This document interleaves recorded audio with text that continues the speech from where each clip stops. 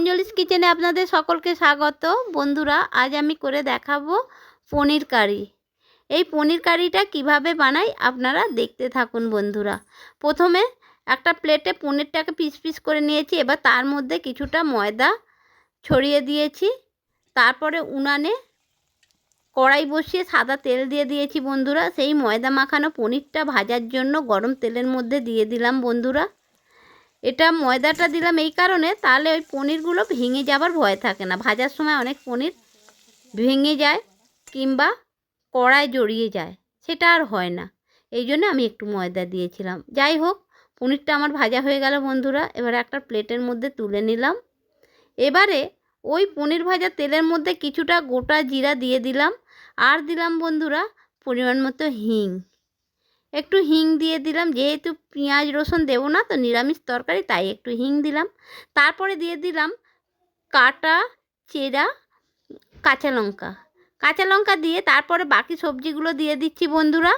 গাজর কোঁচানো, ক্যাপসিকাম কোঁচানো আর টমেটো কোঁচানো দিয়ে ভালো করে নাড়াচাড়া করে ভেজে নিচ্ছি বন্ধুরা। এইভাবে একটু সময় নিয়ে ভেজে নিতে হবে।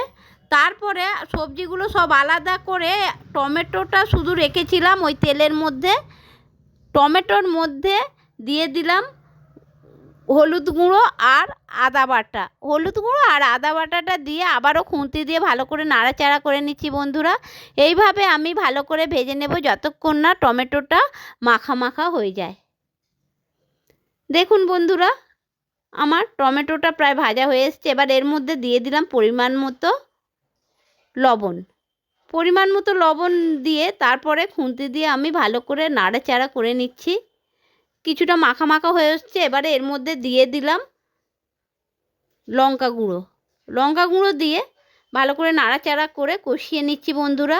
এর মধ্যে অল্প করে দিয়ে দিয়েছিলাম একটু জলটা দিতে ভালো করে মাখা মাখা হয়ে গেল।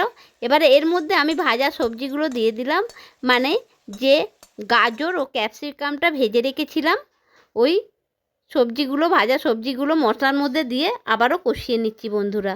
দেখুন বন্ধুরা, মশলা দিয়ে আমার তেল ছেড়ে দিয়েছে। এইবারে এর মধ্যে আমি বন্ধুরা দিয়ে দেব কিছুটা পরিমাণ মতো গরম জলটা দিলে তরকারির স্বাদটা খুব সুন্দর হয় বন্ধুরা।